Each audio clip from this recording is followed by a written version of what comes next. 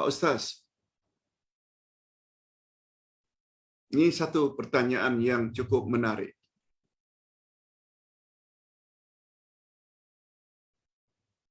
Saya ada satu soalan yang mungkin Ustaz boleh beri pencerahan, yaitu tentang majlis keagamaan orang-orang Jepun yang beragama Buddha. Upacara ini diadakan setahun sekali untuk meraihkan roh-roh mereka yang telah mati melalui tarian dan zikir-zikir tertentu. Ia upacara terbuka kepada orang awam dan ada juga orang Melayu Muslim yang turut meraihkannya. Mungkin Ustaz boleh beri sedikit pencerahan. Hadirin dan hadirat,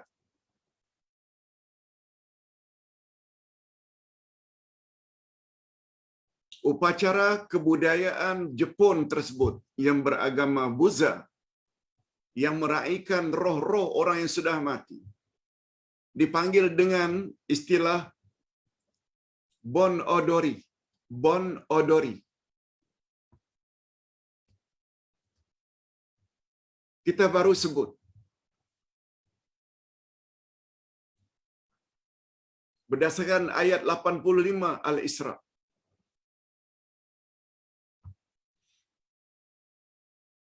Yas'alunaka 'anir ruh, qulir ruhu min amri rabbi. Wa ma utitu minal ilmi illa qalila. Al-Isra ayat 85. Mereka bertanya kepadamu tentang roh, wahai Muhammad.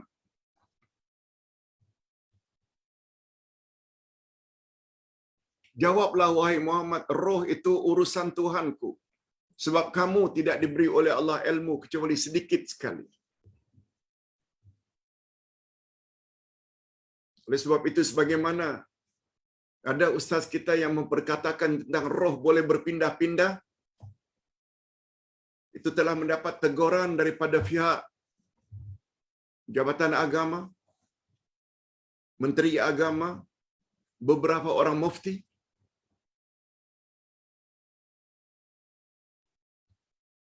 Ini belum lagi dikaitkan tentang reincarnation, reinkarnasi. Roh balik lagi. Itu sebenarnya fahaman Hindu, bukan fahaman Islam. Nah, Bon Odori ini, walaupun itu kebudayaan orang-orang Jepun, tapi ada unsur agama di situ. Keyakinan, kepercayaan, meraihkan roh-roh orang yang sudah mati. Cuma mereka panggil dengan istilah Bon Odori. Sesuai dengan apa yang Ustaz baca. Sama ada komen dari Menteri Agama Malaysia hari ini bahwa di dalamnya ada unsur syirik dan memperingatkan orang ramai supaya jangan terlibat.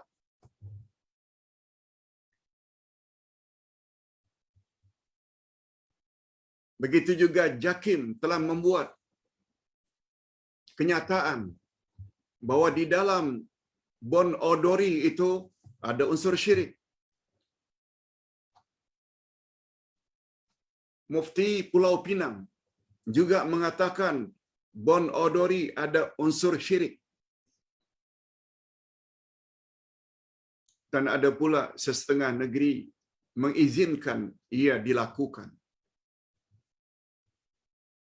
Disertai oleh orang-orang Islam, dan jangan persalahkan mereka. Ustaz hanya ingin memberi panduan segala unsur-unsur yang ada sifatnya keagamaan dan bercanggah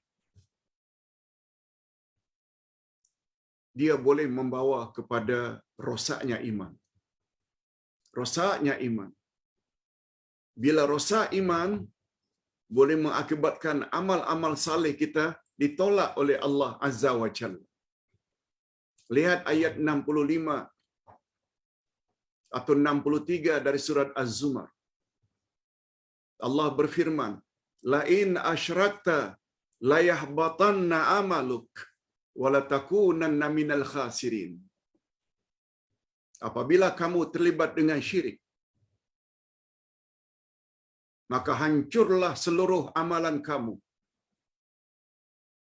Dan di akhirat nanti kamu pasti termasuk orang-orang yang rugi. Allah yang cakap, bukan ustaz yang cakap. Bon odori ada unsur syirik. Jangan terlibat.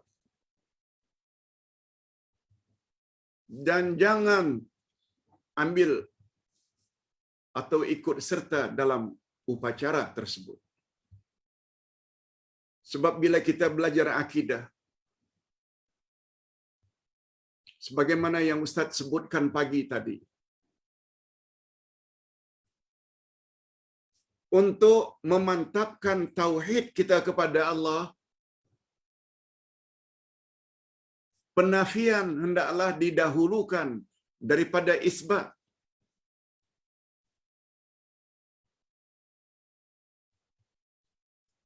Apa maksudnya Pak Ustaz? La ilaha illallah ada dua rukun.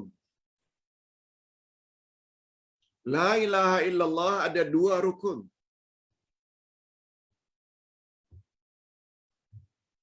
Rukun yang pertama namanya nafi. Menidakkan. Sebab kalimat tauhid la ilaha illallah, betul tak diawali dengan la ilaha, tiada Tuhan yang berhak disembah. Itu nafi.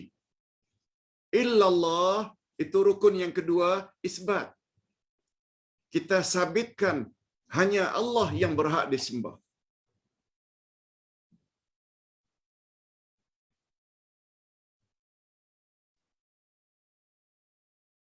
Kita jangan hanya tahu rukun salat, puasa, zakat, haji.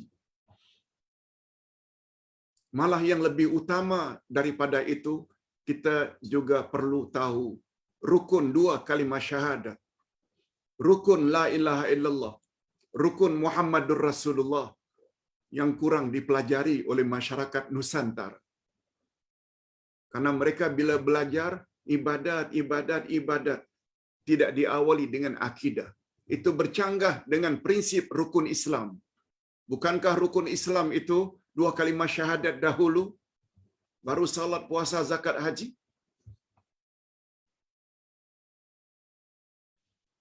La ilaha illallah barulah berperanan sebagai kunci syurga. Kita hendaklah nafikan dahulu, tiada Tuhan yang berhak disembah. Itu makna la ilaha, baru illallah, melainkan Allah. Itu sebabnya kata Nabi,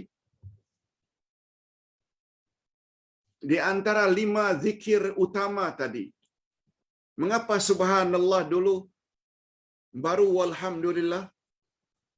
Subhanallah ini mengandung penafian.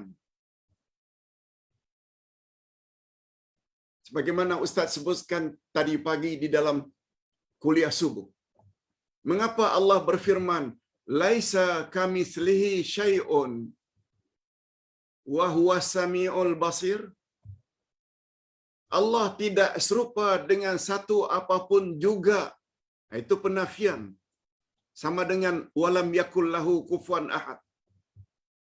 Kemudian baru Allah isbatkan wa huwas samiul basir, dan Allah Maha mendengar lagi Maha melihat.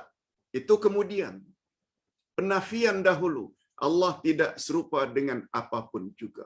Sama dengan prinsip la ilaha lebih dahulu, baru illallah. Penafian, tidak ada Tuhan yang berhak disembah melainkan Allah. Itu sebabnya mengapa subhanallah baru alhamdulillah, prinsipnya sama. Subhanallah, maha suci Allah dari segala yang tidak layak baginya. Walhamdulillah, baru isbat segala puji milik Allah. Subhanallah, maha suci Allah, sama dengan kedudukan laisa kamitslihi syai', sama dengan kedudukan la ilaha, itu kedudukan subhanallah.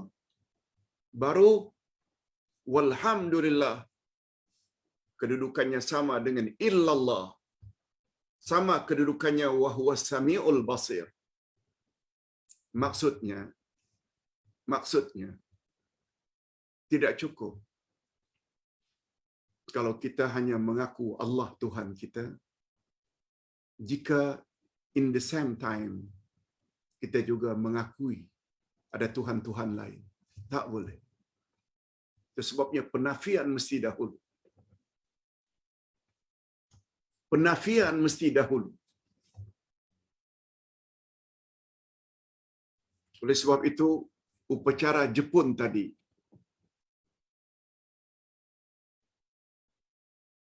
yang dipanggil dengan Bon Odori, upacara untuk meraihkan roh-roh orang-orang yang sudah mati dulu-dulu. Menurut pandangan orang-orang Buddha, perlu dilakukan setiap tahun. Kita pula join, rosak iman kita. Sebab Rasulullah bersabda dalam hadis sahih riwayat Imam Bukhari, "Man tashabbaha biqaumin fahuwa minhum." Siapa yang menyerupai suatu kaum, dia masuk kaum itu. Tak semena-mena kita jadi busa kalau kita terlibat atau setuju dengan upacara tersebut, Bon Odori. Kita mesti menafikan itu tak betul. Kalau kita sokong, maknanya hancur iman kita. Ustaz kira ini dulu jawaban Ustaz. Kalau ada soalan-soalan, kita akan tangguh esok insya-Allah. Kita tangguh esok.